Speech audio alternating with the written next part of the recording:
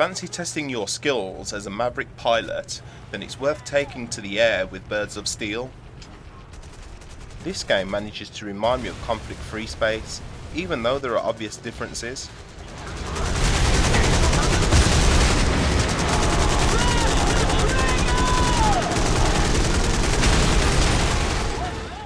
Much of the action involves gunning down enemy fighters.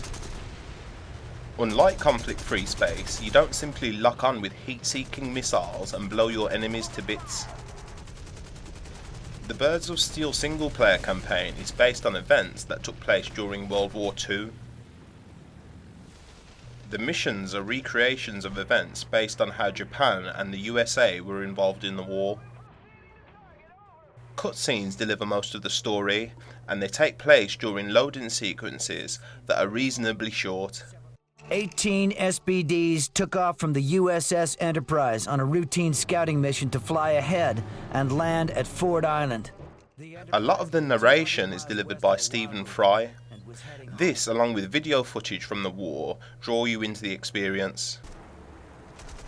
Destroying enemies in Birds of Steel isn't always easy, as rather than targeting them directly, you rely on aim prediction. In many cases, you'll need a lot of skill to destroy enemies, as targeting them is just one thing you have to worry about.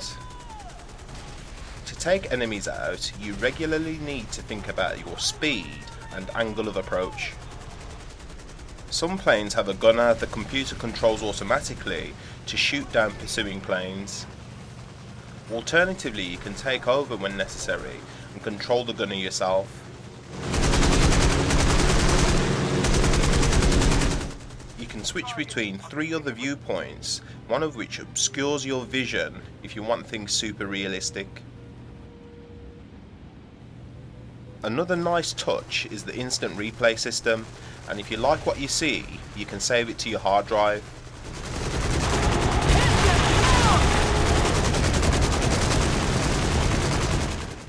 A good tutorial system is included here that teaches you all the basics you need to know to survive. During the tutorial, you'll learn what's necessary to successfully take off and land. You'll also learn how to bomb stationary targets, which comes in handy for taking out enemy aircraft carriers.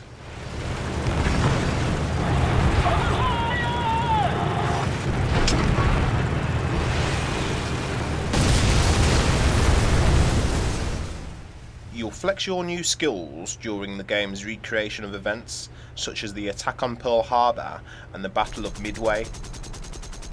You get to play both sides, as after playing the part of several American pilots, you'll do the same as the Japanese. There are 3 difficulty settings. The easiest one is simplified, then comes realistic, and after that, simulation. For most players, the simplified difficulty is the best place to start, as even on this level, it's challenging. Even on the game's easiest setting, you still need to do things like control your landing gear. In simulation mode, the controls are more complex, and it's much easier to do things like spiral out of control.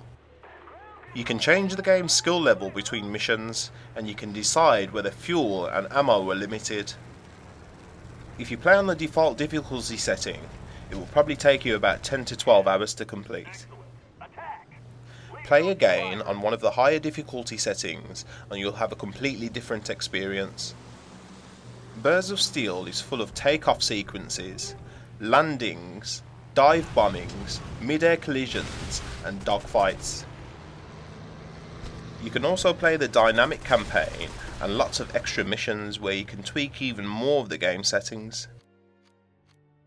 The difficulty level you choose determines how many experience points you earn, and these unlock bonuses such as new planes. You can also customize planes in a variety of ways and take them for a spin online. The extra missions and historical campaign can be played online, but as you'd guess, latency is a bit of an issue. There's a lack of player versus player scenarios, and if you want that, you'll be heading for domination. Sadly, the multiplayer experience is okay rather than great.